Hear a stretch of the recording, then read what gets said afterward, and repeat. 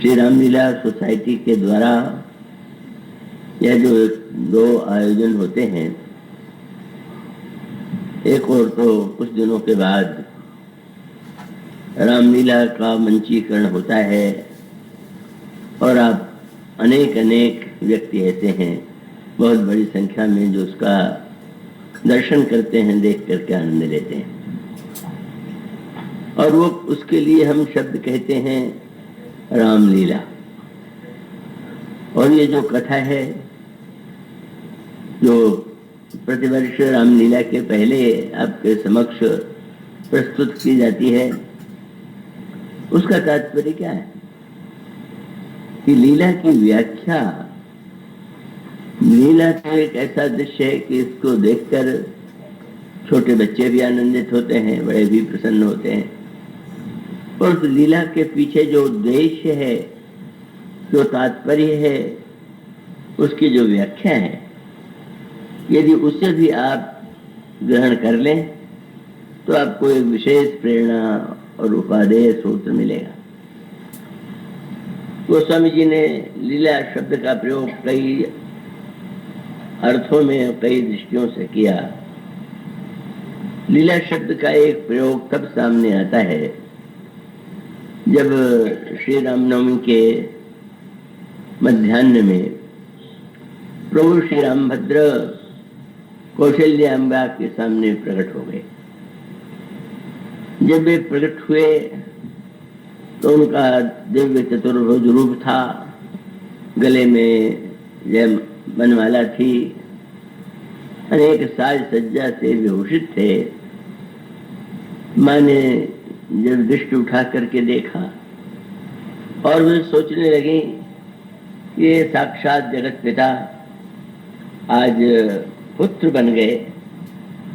पर आश्चर्य तो यह है कि पुत्र बनकर के उन्हें मेरे गर्भ में जब एक नन्हे से रूप में निवास करते रहे और आज जब उनका जन्म हो रहा है तो इस विरोधाभास का क्या तात्पर्य? गोस्वामी जी ने लिखा, मां स्तुति करने लगी और उन्होंने कहा, हे प्रभु, ब्रह्मांड निकाया निर्मित माया रोम रोम प्रतिवेद कहे, मम उरसो बासी यह उपहासी सुनत धीर मति स्थिर न रहे। माता पुण्य बोली। माँ ने जिस समय एक आश्चर्यमय दृश्य देखा, श्री राम की स्तुति किया, उस समय प्रभु की ओर से एक मुस्कुराकर प्रभु ने एक वाक्य कहा, शायद आप भूल गई हैं कि जब आप महाराज मनु की पत्नी शत्रुपा थी और आपने मेरे दर्शन के लिए कठिन साधना और तपस्या की थी, तो अंत में यह आपने जोड़ दिया कि आप मेरे पुत्र के रूप में जन्म लें और बाल लीला का सुख भी मैं प्राप्त कर लूं, लेकिन मैं सचमुच कहीं विवेक से शून्य न हो जाऊं। कहीं ऐसा न हो कि मैं केवल आपको बालक रूप में ही देखते रहूं और आपका जो एक दिव्य रूप स्वरूप है उसे भूल जाऊं। आपने ये चाहा था और इसीलिए आपकी आकांक्षा को पूर्ण करने के लिए मैंने ऐश्वर्य रूप में आपका दर्शन किया। और उसके बाद प्रभु ने यही कहा कि शत्रुपा जी ने जो मांग की थी उसमें 6 वस्तुएं थी। उन्होंने कहा, जे तब भगत नाथ निज आही, जो सुख पावहि जो गति लही, सोई सुख सोई गति सोई भगति सोई निज चरण स्नेह और सोई विवेक प्रभु का। इस प्रकार से प्रभु से उन्होंने निवेदन किया था, विवेक सोई रहन प्रभु हम ही कृपा कर दे। प्रभु ने कहा, आपने विवेक मांगा, मैंने आपके सामने एक ऐश्वर्य रूप में प्रकट किया। आप दूसरा आपने शब्द जो आपने प्रस्तुत किया, आपने कहा था कि भक्तों को जो सुख प्राप्त होता है मैं जानना चाहता हूं कि आपकी सुख की व्याख्या क्या है, सुख का तात्पर्य क्या है। और उस समय माँ ने ये वाक्य कहा, उसी में एक पहली बार लीला शब्द का प्रयोग किया गया। माँ ने श्री रामभद्र से, जो अनंत कोटि ब्रह्मांड नायक हैं, संसार के स्वामी हैं, उनसे यही कहा कि मैं यह चाहती हूँ कि आप शिशु लीला कीजिए, बालकों की लीला, आप बालक की लीला आप प्रस्तुत करें, और उस रूप में आपको देख करके मुझे अत्यंत सुख की अनुभूति होगी। अब ये जो सूत्र है वो बड़े महत्व का है, रामायण में भी और महाभारत में भी। महाभारत में जब भगवान कृष्ण अर्जुन को उपदेश देते हैं,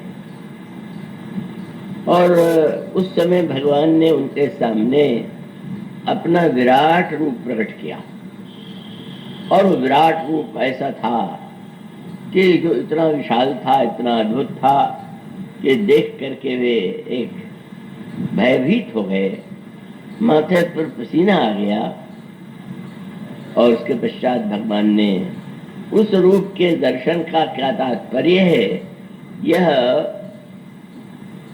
बतलाया। भगवान का तात्पर्य था कि अर्जुन, तुम कह रहे हो कि मैं युद्ध नहीं करूंगा, क्योंकि ये जो हमारे संबंधी हैं, प्रियजन हैं, पूज्य हैं, उनका बध करके भला हमें क्या मिलेगा। तो तुम्हें मैं वह दृष्टि देता हूं, क्योंकि जब भगवान ने अर्जुन को विराट रूप का दर्शन कराया तो सारे योद्धा मरे हुए पड़े थे।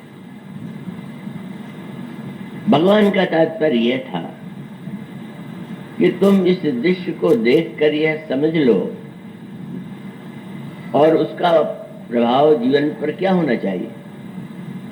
अभी तुम युद्ध नहीं कर रहे थे, अब तुम युद्ध करोगे, और युद्ध करने के बाद जब तुम विजयी बनोगे तो तुम्हारे हृदय में गर्व आ सकता है कि बड़े बड़े योद्धाओं को मैंने परास्त कर दिया।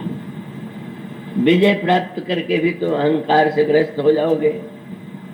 पर इस विराट रूप के द्वारा मैं यह बताना चाहता हूं, यह कभी मत भूल जाना कि वस्तुतः मया एते नेता पूर्वमेव निमित्त मात्रम भव सव्यसाचिन। तुम जीवन में कर्तृत्व से मुक्त हो करके निमित्त बन करके कर्म करो, ये मेरा उपदेश।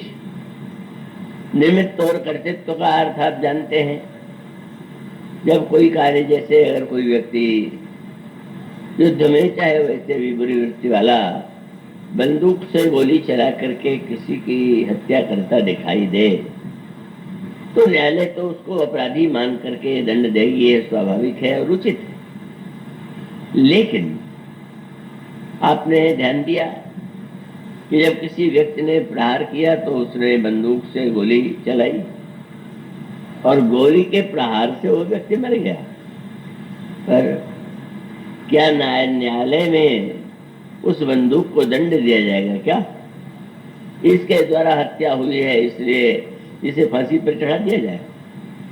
और उसका उत्तर यही कि जिस वस्तु को चलाया गया वो निमित्त था और चलाने वाला उसका कर्ता था।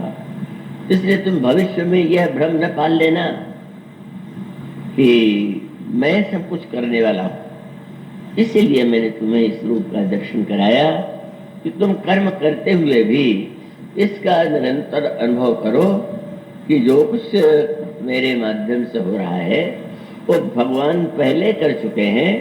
केवल एक नाटक के मंच पर जैसे दृश्य प्रस्तुत किया जाता है, नाटक आप देखते होंगे, तो नाटक में जो दर्शक देखने जाते हैं उन्हें पता होता है कि ये जो अभिनेता के रूप में व्यक्ति कार्य कर रहे हैं ये हमारे नगर के निवासी हैं, पड़ोस के निवासी हैं। लेकिन जिस समय आप लीला को तन्मय होकर के नाटक को देखते हैं, आप भूल जाते हैं, और कभी आपकी आंखों में कभी आंसू आ जाता है, और आपके मुख पर कभी हंसी प्रसन्नता की वृत्ति आ जाती। तो मानो एक और भगवान ने जिस विराट रूप का दर्शन अर्जुन को कराया, वो अभिमान को नष्ट करने के लिए और कर्तृत्व से शून्य होकर के निमित्त मात्र बनकर कर्तव्य करना चाहिए, इसका संदेश दिया। पर यह जो भगवान का स्वरूप है, का भगवान की वाणी से ही वो सुशोभित होता है, का उसका प्रयोग अगर साधारण व्यक्ति भी करने लगे तो फिर वो बड़ा उसका दुरुपयोग हो जाए। गीता में भगवान ने अर्जुन से कहा कि तुम व्यर्थ की चिंता करते हो, जातस्य ध्रुव मृत्यु ध्रुवम जन्म मृतस्य च तस्माद् परिहार्यर्थे न त्वं शोचितुमर्हसि। जो जन्म लेता है वो मरता है, जो मरता है वो जन्म लेता है। एक सृष्टि का क्रम है, तुम्हें इसके लिए देख करके दुखी नहीं होना चाहिए। पर ये वाक्य तो भगवान का है और भगवान के मुख से ही इसकी शोभा है। कोई अपराधी न्यायालय में अगर पहुंचे, उसने किसी की हत्या की हो, उसे पता ही चला हो कि जज साहब गीता के बड़े प्रेमी हैं, और जब वह अपनी बात कहने लगे और ये कह दे कि आप तो जानते हैं कि गीता में लिखा हुआ है जिसका जन्म होता है उसकी मृत्यु होती है, जिसकी मृत्यु होती है उसका जन्म होता है, तो मरने वाले के लिए आप चिंता क्यों कर रहे हैं? वो मर गया है तो फिर नए रूप में जन्म नहीं लेगा। तो क्या है, ये कह करके वो न्यायाधीश के द्वारा दिए जाने दंड से बच जाएगा क्या? मनुष्य का अभिप्राय यह है कि जो बात जिस उद्देश्य से कही गई है, जिसने कही है, जिसके लिए कही गई है, उसको उसका सही सही अर्थ लेकर के उसका एक सदुपयोग करना चाहिए। और वो व्यक्ति जो है, आप जो देखें कि आपका शरीर जब रोगग्रस्त होता है तो रोगग्रस्त होने पर आप डॉक्टर को बुलाते हैं, डॉक्टर के पास जाते हैं, और डॉक्टर अगर आपसे ये कहे कि आप अपना एक एक्सरे लेकर के मुझे दिखावें, तो आप जाते हैं, एक्सरे भी लिया जाता है, और एक्सरे से जो भीतर के शरीर का ढांचा है वो दिखाई देता है। किंतु रोग के निवारण के लिए उस चित्र की जो एक्सरे चित्र है उसकी आवश्यकता है। पर क्या अपने डाइनिंग रूम में आप वही चित्र टांग देंगे कि सच्चा चित्र तो ये है, ये जो ढांचा दिखाई दे रहा है ये ठीक है, भीतर जो दिखा बाहर कुछ नहीं है? तो शायद इससे बढ़ करके अज्ञान कुछ नहीं होगा। आप रोग के निवारण के लिए उस एक्सरे का प्रयोग कीजिए, और बालक से प्रेम करने के लिए आप बहिरंग रूप में उसके प्रति लाड़ और उसके प्रति स्नेह का प्रदर्शन करें, उसको हृदय से लगाने, यह आवश्यक है। और इसका अभिप्राय ये हुआ कि उस दो का जो दोनों का पक्ष है, अगर उसको हम सही सही समझ लें तो एक और हमें भगवान के विराट रूप की अनुभूति होती है, और एक और आनंद लेने के लिए जब हम उसे छोटे रूप में देखते हैं तब मानो हमारे हृदय को रस की अनुभूति होती है। मस्तिष्क और हृदय का दोनों की एक ही शरीर में होते हुए भी उनकी प्रकृति भिन्न है। आप काव्य में पढ़ेंगे तो पढ़ेंगे कि वो कहीं कहीं स्त्रियों के सौंदर्य के लिए प्रशंसा करते हुए कहा गया चंद बदनी। तो चंद बदन तुम नहीं बन योगु, ये श्री रामभद्र भी कहते हैं। आपने अपनी पत्नी को, प्रिय को चंद्रमुखी कह दिया, यह भी एक सत्य है।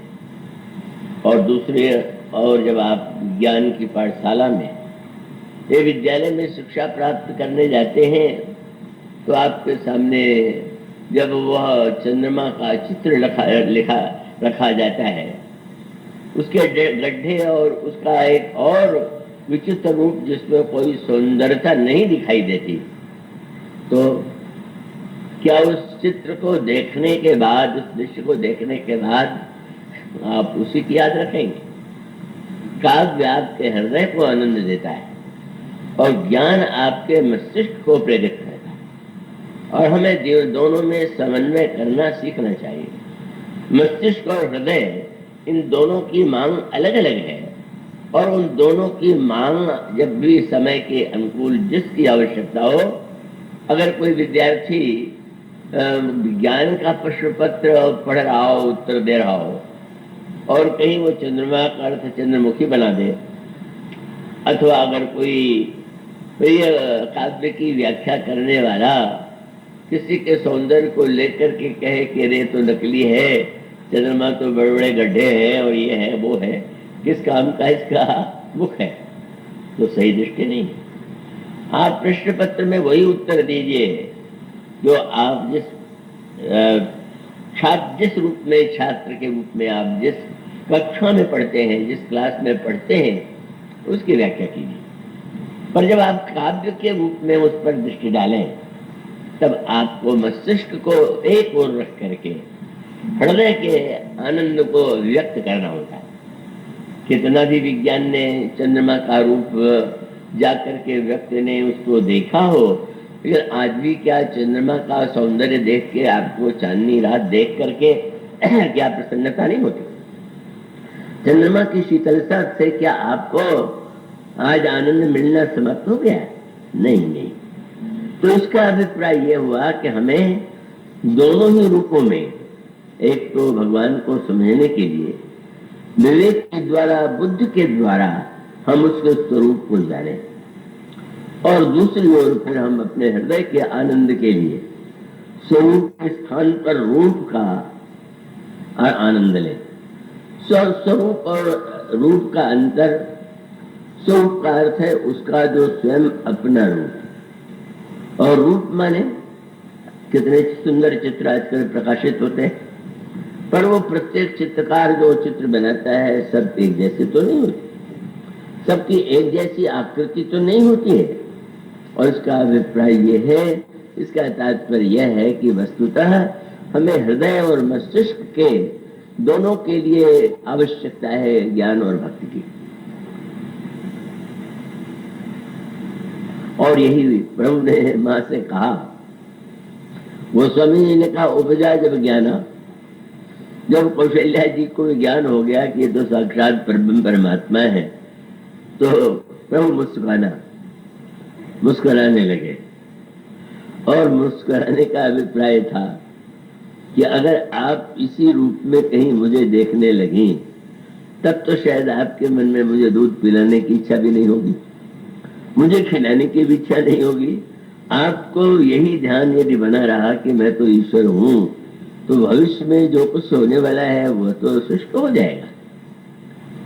तब मानो भगवान ने उपजा जब ज्ञाना प्रभु मुस्कुराना, तो बोले चरित्र बहुत विधि कीन चाहिए। और तब मां से कहा कि अब तुमने ज्ञान तो पा लिया, अब तुम भक्ति की दृष्टि से तुमने जो मुझसे मांगा था, अब तुम बताओ कि मैं क्या करूं। और तब कौशल्याम्मा ने लीला शब्द का प्रयोग किया। आप रामलीला देखते हैं, लीला का आनंद लेते हैं, लेना ही चाहिए, पर लीला का आनंद लेना भी एक बात है, और लीला के तत्व को और उसके स्वरूप को समझना भी दूसरी बात है, आवश्यकता है। और कथा का तात्पर्य भी है। इसलिए जब प्रभु ने पूछा मां से मैं क्या करूं, और तब उनके मुंह से शब्द निकला, आपसे कोई पूछे कि मैं क्या सेवा करूं और आप खूब रोइए, तो कितना बुरा आपको लगेगा। लेकिन मां ने जो शब्द चुना बहुत सुंदर चुना, लीला। अगर आप रोवे तो दूसरे को भी दुख होगा और आपको भी दुख होना चाहिए। लेकिन आपका प्रिय मित्र अगर नाटक में अभिनेता बने और अभिनेता बन करके वो ऐसा एक तन्मय ऐसा अनुभव करे, तो उस अनुभव को देख करके आप उस व्यक्ति को भूल करके जो दृश्य दिखाई दे रहा है उसका आनंद लीजिए। मैं पिलानी की ये घटना नहीं भूल पाता। बहुत बड़ा विद्यालय है, बहुत ही उत्कृष्ट शिक्षा है, मैं वहां प्रतिवर्ष जाया करता हूँ। और उस संदर्भ में वहां के जो कुलपति थे उन्होंने मुझसे कहा कि मेरा नृत्य नाटिका मेरे यहाँ प्रस्तुत की गई थी, लोगों को बड़ा आनंद आया था, क्या आप देखना चाहेंगे? मैंने कहा बड़ी प्रसन्नता होगी। और सचमुच जो बालिका मीरा बनी हुई थी, इतना सुंदर और इतना भावपूर्ण अभिनय किया कि हृदय एक रस से ओतप्रोत हो गया। ऐसा लगने लगा कि जैसे मीरा को मैं साकार देख रहा हूँ, और वो उनके पदों का एक जो विशेष एक रस है वो हमारे हृदय को आकृष्ट कर रहा था। पर बीच में एक बाधा पड़ गई। कुलपति महोदय ने जब मेरी दशा देखा कि मेरे आंखों में आंसू है और बड़ा विवल हूँ, तो उन्होंने कहा कि आपको मैं बता दूं कि यह जो मीरा बनी है वो मेरे चपरासी की लड़की है। आश्चर्य हुआ। वो तो ठीक है, मीरा बनी होगी और वो, लेकिन इतना उतावलापन क्या कि ये कहा जाए कि ये वह लड़की है जो मेरे चपरासी की लड़की। वो तो ये बताना चाहते थे कि कितना परिश्रम करके इस लड़की को इस योग्य बनाया गया। पर उसका अभिप्राय यह है कि वो सही दृष्टि उनकी नहीं थी। आनंद लेंगे और आरस के बाद जब आप उठ करके जाते हैं तो उस समय आपको इस ध्यान में बात आ सकती थी कि मीरा का अभिनय किसने किया था, कैसे किया था, उसका महत्व। तो ज्ञान और भक्ति दोनों के सामंजस्य का ही नाम है लीला और कथा। लीला माने भक्ति, और भगवान का वह दर्शन जो कौशल्या जी को हुआ वो मानो ज्ञान है। प्रभु ने पूछा, आपने ज्ञान मांगा, मैंने दिया, आगे हम भी तो विचार कीजिए। सब माने बड़ी बहुत ही बुद्धिमती है, बोलने में कुशल है। बहुत कम ऐसे लोग होते हैं कि जो सही ढंग से बोलना जानते हो। वो अच्छी बात को भी ऐसे भद्दे ढंग से कहेंगे कि सुनने वाले के मन में उसको लगे कि क्या असभ्यता है। बस पर कर रहा हूँ। कई वर्ष पहले ब्रह्मलीन स्वामी श्रीखंडानंद जी के साथ में भ्रमण करता हुआ एक गांव में गया था। स्वामी जी की कथा सुनने के लिए अनगिनत व्यक्ति आते रहे, आनंद लेते रहे। जब वो विदाई का अवसर आया तो अपनी कृतज्ञता, आप जैसे धन्यवाद देते हैं, उस प्रकार से गांव के एक निवासी ने जो शब्द कहा सुन के हंसी आ गई। उसने कहा, आप जा तो रहे हैं पर आप मत भूलिएगा कि आपके जाने के बाद हम लोगों की वही दशा होगी जो मरे हुए बैल के किलनी की होती। किलनी एक कीड़ा होता है जो शरीर से चिपका रहता है, मानो अपने दुख की अभिव्यक्ति के लिए यही बचा था कि वो स्वामी जी को बैल बना दे और कीड़े के रूप में वो अपनी बात कहे। इसका अर्थ है कि वो बेचारा, उसका दोष नहीं है, वो नहीं जानता था। पर ये मत भूलिए कि गांव के लोग ही नहीं, नगर में भी ऐसे अनेक व्यक्ति होते हैं जो ऐसे ढंग से बात करते हैं कि सामने वाला व्यक्ति क्षुब्ध हो जाए, दुखी हो जाए। तो रामायण में तो जीवन का प्रत्येक पक्ष आलोकित है। कैसे श्री राम बोलते हैं, कैसे मुस्कुराते हैं, कैसे व्यवहार करते हैं। और भक्त जब इसका ध्यान करता है, अंगद जब विदा किए जाने लगे तो चलते हुए मार्ग में उनको यही याद आ रही थी कि राम विलोकनी बोलनी चलनी, सुमिर सुमिर सोचत हंसी मिलनी। ओहो, हमारे प्रभु श्री रामभद्र कैसे बोलते थे, कैसे हंसते थे, कैसे देखते थे, कितना वो दूसरों से प्यार करते हैं।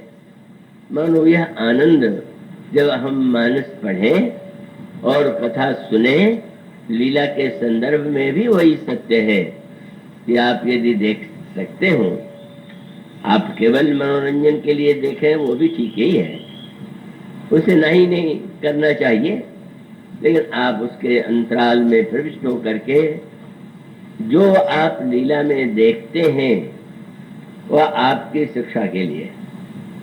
इसलिए रामायण में वाक्य कहा गया कि श्री राम के चरित्र की अगाधता जो है वो जल की गहराई है, क्योंकि वे मानस की तुलना मानसर से करते हैं। और उन्होंने कहा ऊपर जो जल है, अगुण जो है गहराई है, और सगुण जो है, शब्द क्या आता है, लीला सगुण जो कहूं बखानी, सोई सक्षता करही मल हानि। अगुण जब सगुण होता है, लीला करता है, तो उसका उद्देश्य होता है हमारा अंतःकरण स्वच्छ हो, पवित्र हो, और व्यवहार में भी हम एक ऐसे व्यक्ति के रूप में सामने आवे जो अपने वाणी के द्वारा दूसरों को प्रसन्न करता हो, आनंद देता हो। माँ ने, कौशल्या ने सचमुच बड़ी बुद्धिमती है, उन्होंने यह नहीं कहा कि अब देख चुके रूप, जरा रोइए। तो उन्होंने शब्द कितना सुंदर चुना कि नाटक में आपका कोई प्रिय रोता दिखाई दे, तो उसे रोते देख करके एक और आप आंसू बहा रहे हैं और दूसरी ओर बड़े प्रसन्न हो रहे हैं कि वाह क्या अभिनय किया है मेरे मित्र ने। इसी प्रकार से कौशल्या जी ने कहा, ये नहीं कहा कि ये शब्द क्या कहा, और प्रभु ने यही कहा कीजिए। श्री रामभद्र से उन्होंने कहा कि ये शिशु लीला, आप बालकों जैसी लीला कीजिए। बात वही थी कि रोइए, पर कहने का अच्छा, पर प्रभु ने जो ही सुना ऐसा रोए कि गोस्वामी जी लेखा उपजा, जब जब जब भगवान राम सूर्य शिशु भगवान श्री राघवेंद्र ने जब माँ की बात सुनी तो बस सूर्य बचन सुजाना, रोदन ठाना, जोर जोर से रोने लगे। और सबसे बड़ी बात क्या थी, कोई बच्चा रोए तो शायद आपको आसपास सुनाई दे, पर जब श्री राम रोए तो ऐसा रोए कि सारे महल में और चारों ओर वह स्वर सुनाई पड़ा।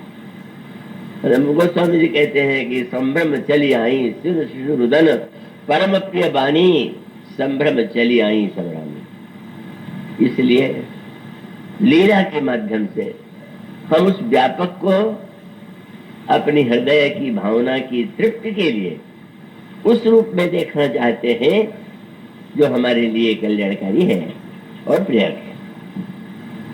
और तब आप थोड़ा ध्यान दे करके थोड़ा और भी सुनिए, और वो यह है कि श्री राम ने बालक रूप में लीला किया, पर उसका अर्थ जो है वो लीला देखने वाले से ही नहीं मिलेगा, उसके लिए व्याख्याकार चाहिए। आप रामायण में पढ़ते हैं भगवान शंकर श्री राम के बालक रूप की उपासना करते हैं, बड़ा विचित्र लगता है। इतना बड़ा ज्ञानमय साक्षात भगवान वह श्री राम के बालक रूप में उनकी उपासना करते हैं, पर उनकी बालक की व्याख्या कितनी दार्शनिक है, उसकी व्याख्या उन्होंने भी की है, भुसुंडी जी ने भी किया। शंकर जी जब प्रसंग सुनाने लगे, पार्वती जी को कहा, देवी आज मैं आपको अपनी एक चोरी सुनाता हूँ, जो बात मैंने आपसे छिपाई थी। उसमें आप मेरी पत्नी के रूप में सती तो थी, लेकिन मैं जानता था कि आप आवश्यकता से अधिक तार्किक हैं, और आप दक्ष की पुत्री होने के नाते वो उनके तर्क वितर्क से मुक्त नहीं कर पाती हैं, और मैं ये नहीं चाहता था कि उस आनंद में भी आपसे मेरा विवाद हो, तर्क हो, इसलिए मैं चोरी से वहां गया। और कितनी मीठी बात कही, मैं अकेले नहीं गया, मैंने भुसुंडी से कहा क्या तुम भी चलोगे, और भुसुंडी जी जो है साथ में हो लिए। आप मानस में पढ़ते हैं कितना उधर प्रसंग है क्या। गोस्वामी जी कहते हैं, सुनो औरव एक कहो निज चोरी, सुन गिरिजा अति दृढ़ मति तोरी, काग भुसुंडी संग हम दो, मन रूप जानही नहीं को।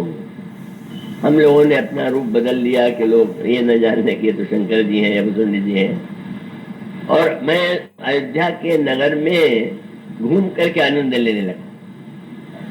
पूछा गया, महाराज आप भीतर जाकर के वो साथ में श्री राम का दर्शन किया होता तो आपको कितना अच्छा लगता। आप कह रहे हैं परमानंद प्रेम सुख फूले, बीथिन फिर ही मगन मन भूले।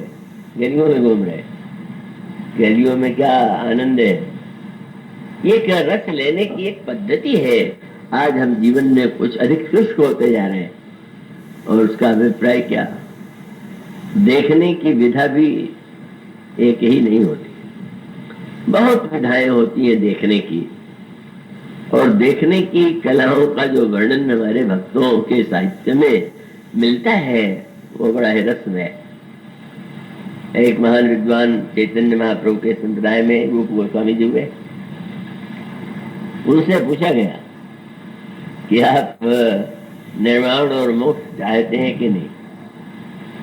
रूप गोस्वामी जी ने कहा ये जो मुक्ति है ये तो निमकौड़ी है, और जो लोग क्या दवा के रूप में आनंद लेना चाहें बोले मेरे लिए तो वह नहीं है। तब मैं भगवान के रूप का आनंद रस जो है उसको पीता हूं। कैसे पीते? भाई भगवान शंकर अगर गलियों में घूम रहे हैं, श्री राम सामने नहीं है, तो फिर क्या आनंद पा रहे हैं? और रूप गोस्वामी जी ने कहा कि मैं सीधे नहीं पीता हूं। तब उन्होंने कहा निर्वाण निम्ब रसमेव रसानुज्ञा तुष्यंतु नाम रस तत्व विदो वयम। क्या बोले? श्यामामृतम, मैं श्यामामृत को पीता हूं लेकिन उनको देखता नहीं हूं सीधे। जैसे कोई पानी पी रहा हो तो आप थोड़ी चुल्लू उसको नीचे लगा देंगे कि मेरे में मुट्ठी चुल्लू में जला और मैं फिर से पी लूं। पर उन्होंने कहा कि मैं पीता हूं पर पीने की मेरी एक कला है। क्या? उन्होंने कहा कि श्यामामृतम मंदर मंथर गोपयामा। जो गोपियां हैं वे जब भीतर जाकर श्री कृष्ण को देख करके आती हैं तो श्यामामृतम मदर मंथर गोपरामा नेत्रांजलि चुलुकिता वसिता पिबमा। गोपियों के नेत्र के चुल्लू से जो गिरता है उस जल को मैं पीता हूं। क्यों? बोले रूप में भी आनंद तो है ही, पर भक्त की आंख का आनंद बहुत अधिक। हम भगवान को जब उनके रूप में देखें, अपनी आंखों से देखें, तो शायद उतना आनंद न ले सके, पर एक भक्त की आंख में देखें कि उस भगवान को देख करके उसके आंखों में कैसा भाव दिखाई दे रहा। गीतावली रामायण गोस्वामी जी का एक ग्रंथ है, उसमें उन्होंने यही कहा कि गांव की स्त्री ने जब ये कहा कि बहुत दिन हो गया उनका समाचार नहीं मिला, जो वन के मार्ग से गए थे, दूसरी स्त्री ने पूछ दिया क्या आपने देखा नहीं उनको? और तब उसने शब्द कहा नीचे के मैंने विलोकन पाए। देखा तो अच्छी तरह नहीं देखा। मनुष्य हम देखना भी सबको नहीं आता। कोई सुंदरी युवती तो सुंदरता का लक्षण बड़े माने जाते हैं, बड़े नेत्र। बिहारी कवि बड़े प्रसिद्ध है हिंदी में, उन्होंने बहुत ही काव्य दिव्य की रचना की है। उनसे ये पूछा गया कि स्त्रियों में जो सुंदरी है उनके नेत्र बड़े होते हैं, पर उनमें कुछ अंतर भी होता है क्या? और तब बिहारी ने कहा, उनका वाक्य ये था कि अनियारे दीर्घ दृगनी कितनी परुण सुमान। कितनी स्त्रियों की आंखें बड़ी नहीं होती, लेकिन सचमुच आंखों के बड़प्पन का आनंद कब है? बोले वह चितवन मन में बसत जा, वह जा बस रहत सुजान। मानो उसको देखना अगर ना आता हो, उसकी आंखों में ही एक भावना और रस न हो, तो नेत्र बड़े होने से क्या होगा? मानो उसका अभिप्राय यह है कि भगवान को देखने के लिए भी लीला की आवश्यकता है, आंखों की आवश्यकता है। और वो आवश्यकता बस वो गांव की स्त्री ने यही कहा, देखा किंतु नेकी के मैं विलोकन पाया, अच्छी तरह नहीं देख पाया। और दूसरी ने कहा कि मुझे आनंद तो आया, पर तुम्हें तो देख के लगता है कि तुम्हें बहुत आनंद आया। तो उसने कहा एक ही उपाय है कि थोड़ी देर के लिए मेरी आंखें उधार ले लो और तुम मेरी आंखों से इन्हें देखो। बिलोकहुरी सखी मोही है। और इसका अभिप्राय है कि भक्त और भगवान जब दोनों एकत्र होते हैं, भगवान यदि प्रत्यक्ष दिखाई दे तो शायद उतना आनंद न आवे, जितना आनंद भगवान जब किसी भक्त की आंखों में होते हैं, आंखों में इतना आनंद आता है। शंकर जी गलियों में घूम रहे हैं और वो स्त्रियां जो राजमहल से रामभद्र को देखा करके आई हैं, और वो इतनी वाह विह्वल है कि शंकर जी उनकी आंखों की ओर देखते हैं। अरे कितना आनंद इस देवी के आंखों में दिखाई दे रहा है। कबीर ने भी व्यंग भरा हो, तो उनकी भाषा बड़ी अटपटी होती है।